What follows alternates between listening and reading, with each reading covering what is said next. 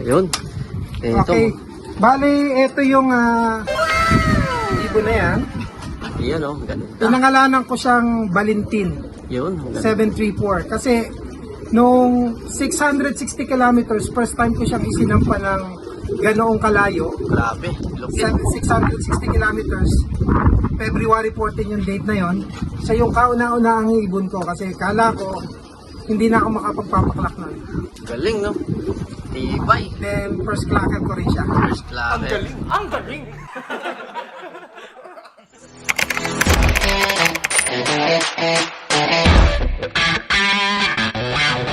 Good morning, ako si Cornelia de la Cruz. Ako dito sa Alcobar. Pangalan ng loop ko ay M16DN. Yun.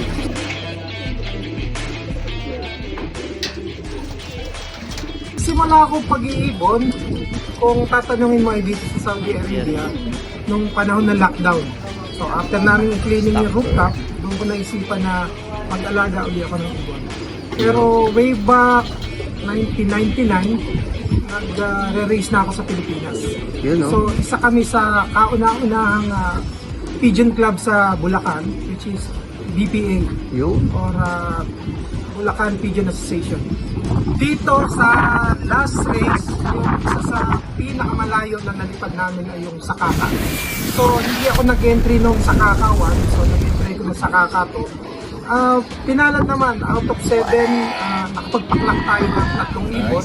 Yun. Yung first bird natin, ay kapatid din ng second bird, yung sister niya yun. Yung first bird ay nag-first place siya sa Mumbai ng FRPS, ERPER. Sana Both Filipino clubs. Then, Galing. sa club namin sa Dammam Saudi Federation, nag-rank 30 siya out of 1,700. And then, sa national ng Saudi Arabia, laban-laban na yan kay Riyadh, Al-Hasa, Atif, Dammam Club, rank 58 siya out of 5,000 plus birds. Yun. Ito. Okay. Bali, ito yung ibon na yan. Ayan o, ganda. Pinangalanan ko siyang Valentin Yun, ang ganda. 734. Kasi nung 660 kilometers, first time ko siyang isinampa ng ganoong kalayo. Grabe, lupit. 660 kilometers. February 14 yung date na yon. Siya yung kauna-una ang ibon ko kasi kala ko hindi na ako makapagpapaklak nun. Galing, no? Ang galing! Ang galing!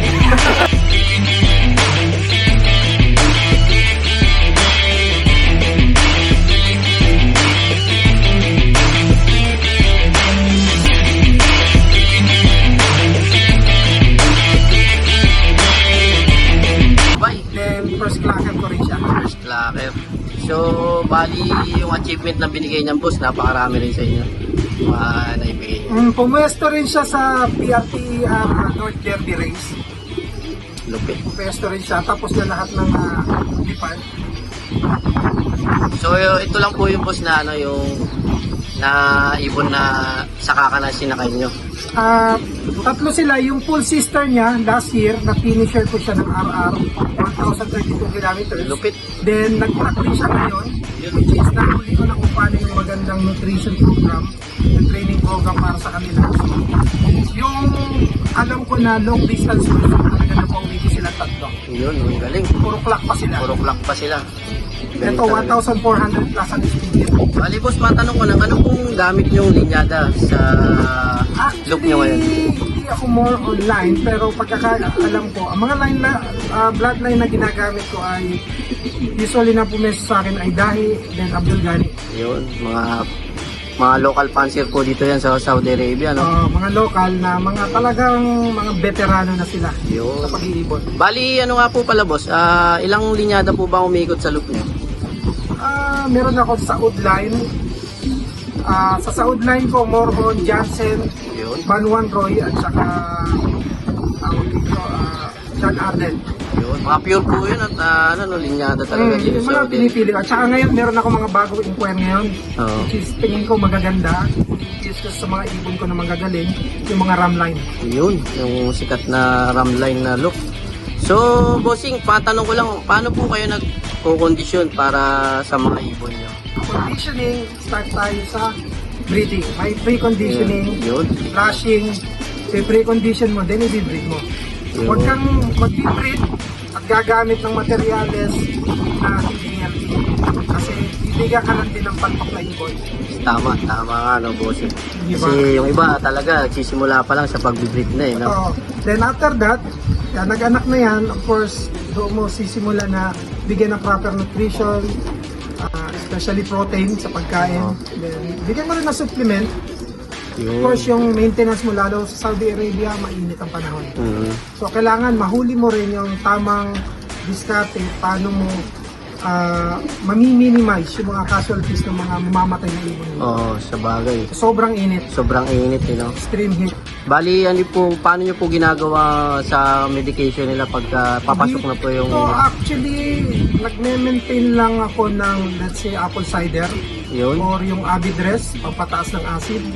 Then sometimes canker or Yun. 4-in-1. Then, of course, hindi mawawala sa akin yung electrolyte or glucose. Yun, And then number one. yung ano pa ba, mga probiotics. Probiotics, number Hindi 1 ako po talaga. on vitamins pa panahon ng tag-init tsaka ako. Kasi hindi naman natin gagamitin yan. Okay. Tama. Bossing, during derby po, ano po yung sistema o ginagawa Sa nyo? derby, iba-iba yan. Meron tayong mga sprinter, which is palagi tayong nananalo sa Ayun. sprint race. Galing. Then ngayon nag-test na tayo ng stream long at saka which is pumesto rin tayo. Maganda rin naging pwesto natin Yun nga, this bossing. year. Maganda naging balik. So, almost 3 years na talagang lagi tayong nananalo. Galing. Consistent. Parang Consistent tayo. si Mr. Reggie Cruz lang consistent, Saudi Arabia. Yun, malupit. Tapos bossing, kamusta naman pala yung karera ngayong last year? Ay, itong last race natin. Okay, last race, pumesto tayo. Alam ko ay nag-overall champion tayo sa Allbird na Yun, combine. galing. Hindi pala combine siya, PRPER. And then, pagkakaalam ko, hindi ko alam kung anong place ako sa third yata. Third. Siya yung nag-third sa Youngbird Galing. sa derby ng Interter. Marami na And then, talagang ano. nadali ko ulit yung sa CRTC, Youngbird, Allbird, Off Color, marami pa. Then, Cap G, Yun. okay, sa final race ng Cap G, which is, nadali kami ng Smash. 5 birds lang ang paklak ng club, 3 yung ibon ko. So, nanalo sila ng 3-on-3. First, tas breakaway pa yung isa kong ibon. Galing. Lakas ng ibon na yun. Grabe yung ginawa ng ibon. Breakaway. Smash pa yan, ha. Tapos bossing, gaano kasaya naman po yung nakapagpauwi kayo ng nasa malayong lugar? Of Tulad course, ng 1,000. masaya siya. At saka at the same time, very challenging. Kasi magagaling ang mga player ngayon. Mga Pilipino ang gagaling. Kaya nga eh. Magagaling na. Malaki ang improvement ng mga, magaganda ang ibon nila. Magaganda na rin yung training program at conditioning program nila. So, very challenging. So, yun ang lagi kong gustong i-break. Yun. So, taon-taon hindi ako tumitigil para pag-aralan kung paano ko i-improve yung performance. Yun. Unang-unang kalaban ko dyan yung performance ko. Performance yun. Yun ang KPI ko. Yung performance ko ngayon, gusto ko mas mahigit pa ako sa susunod na taon. Yun, tama nga yun, bossing. So, bossing, ano pong maipapayo mo sa mga tulad naming viewee sa newbie pa lang sa larangan ng pag-iibon? So, sa mga nanonood sa ating newbie pansil dyan, baka may konting tip kayo. Sa mga newbie, okay, ayos yan. Mas maganda yan. Kung gusto nyong manalo, makinig kayo dun sa yung mga consistent na nagpapanalo. Let's say sa YouTube, marami kang napapanood dyan. Yun. Meron mga beginners na maraming tip na binibigay. Meron mga pro at saka mga veterans na binibigay. So, pag pinag-combine mo lahat yan, tingin ko hindi ka makakagawa ng magandang program. So, Tama. pag-aralan mo yung program na magtitip sa location mo, sa mga ibon mo, sa bloodlines mo, at saka yung ang kapasidad mo, kung ano yung kaya ng budget mo, at saka ng oras mo. Importante ang oras, focus, tsaka number 1, budget. Budget, yun. Tama nga yun, bossing. Hirap kasi pagka kulang ka po sa budget, tapos Totoo. Kailangan laanan mo ng budget. ayun nga eh. So, ano po palang plano nyo ngayon sa mga susunod na preparation? So ngayon, nagpe-prepare ako. May mga tinuturuan ako siguro mga 50 or 40, between 40 to 50 na young birds. So yung iba dyan talagang igugrupo ko na ito hanggang short lang, hanggang middle and advanced middle. Then pipiliin ko kung alin yung sasali ko sa extreme, long distance. Yun. Pabangan natin yan, mga kalapatids. Yung mga bagong YB na magpapanalo kay Bossing Cornelio, mga Inshallah. kalapatids.